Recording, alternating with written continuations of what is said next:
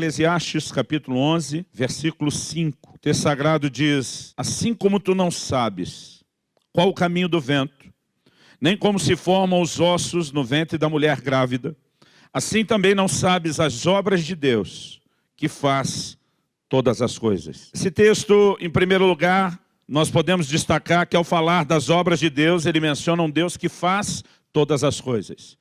Eu quero hoje falar a respeito da forma de Deus agir e de trabalhar, e o propósito, a intenção da minha mensagem é exaltar a soberania de Deus.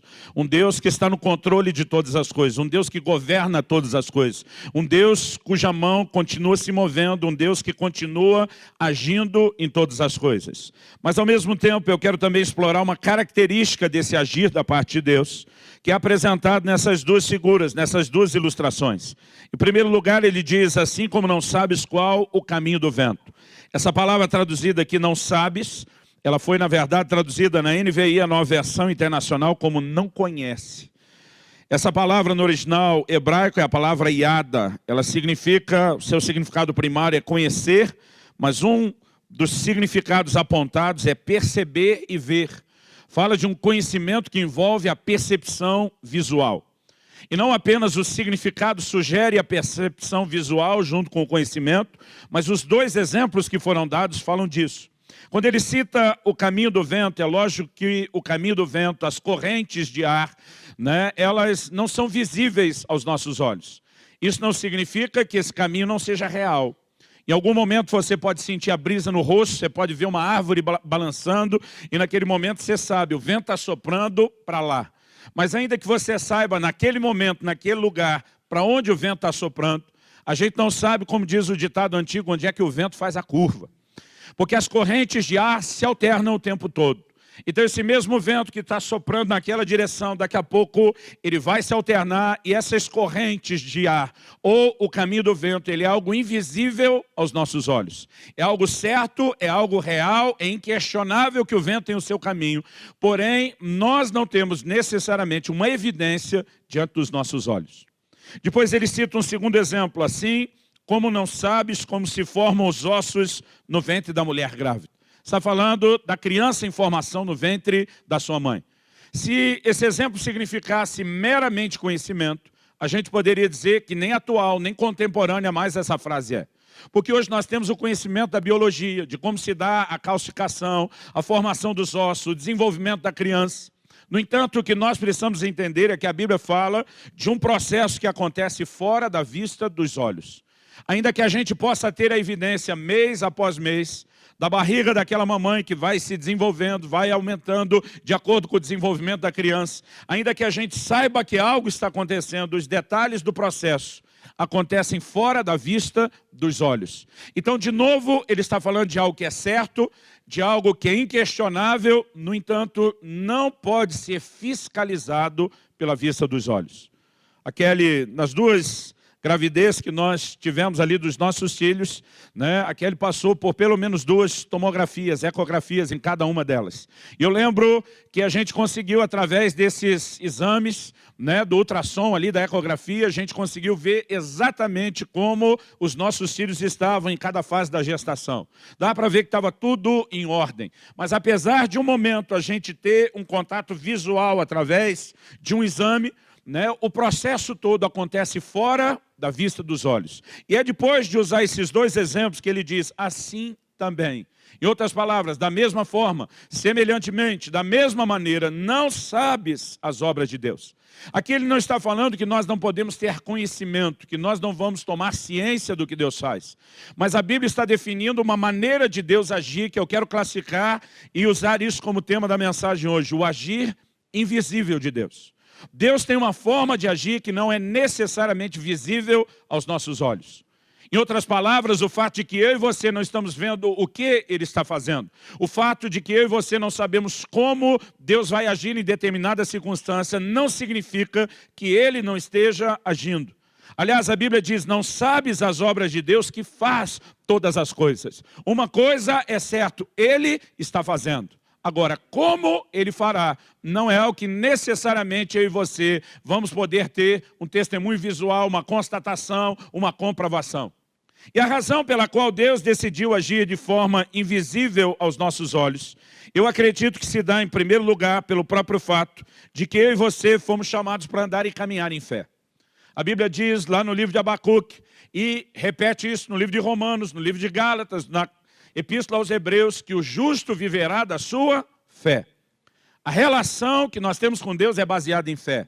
E a definição bíblica de fé é que fé é a convicção de coisas que não se veem. Então, se a nossa relação com Deus é baseada em fé, e a fé é a convicção do que não se vê, eu acredito que esse é um excelente motivo para Deus agir de uma forma que nós não necessariamente tenhamos que ver ou constatar, né, pela fiscalização dos olhos o que ou como Ele está fazendo. No entanto, eu acredito que esse não é o único motivo, não é a única razão. Há uma segunda, eu quero explorar melhor essa segunda razão, embora nós também vamos falar aqui a respeito de fé. Isso tem a ver com o fato de que não apenas eu e você temos dificuldade de entender o agir de Deus, mas alguém mais além de nós, que é Satanás, o arqui-inimigo de Deus e dos seus projetos, ele também tem dificuldade de entender e acompanhar a forma de Deus agir e a maneira de Deus lidar. Eu acredito que uma das razões pelas quais Deus quis agir de maneira que nós não necessariamente entendêssemos, compreendêssemos ou enxergássemos, é não apenas para nos chamar a um lugar de fé e confiança, mas é para deixar também Satanás, o diabo, né, perdido em relação à forma de Deus agir. E há uma razão pela qual Deus quer deixar o inimigo assim. Antes de explorar isso, eu quero começar declarando e estabelecendo aqui como primeiro ponto, né, como primeiro argumento do que nós queremos trabalhar, que o agir de Deus, ele vai além da nossa compreensão. Você pode repetir isso, só para te ajudar a lembrar os pontos principais. Diga comigo, o agir de Deus vai além da nossa compreensão. Antes de falar isso, nós precisamos ver até uma característica de Deus. Em Provérbios 25:2, a Bíblia diz, a glória dos reis é esquadrinhar as coisas. Você olha, por exemplo, para Salomão e percebe que o trono dele se firmou baseado no conhecimento e na informação. Agora, a Bíblia diz, a glória dos reis é esquadrinhar, é esmiuçar, é explicar as coisas. Mas o mesmo versículo, Provérbios 25:2, diz, a glória de Deus é encobrir as coisas. Enquanto o homem gosta de detalhar os processos, enquanto o homem gosta de dar ou de receber explicações, a Bíblia diz que Deus não faz questão nenhuma de ficar dando satisfação daquilo que faz. Aliás, a Bíblia diz, a glória dele é encobrir.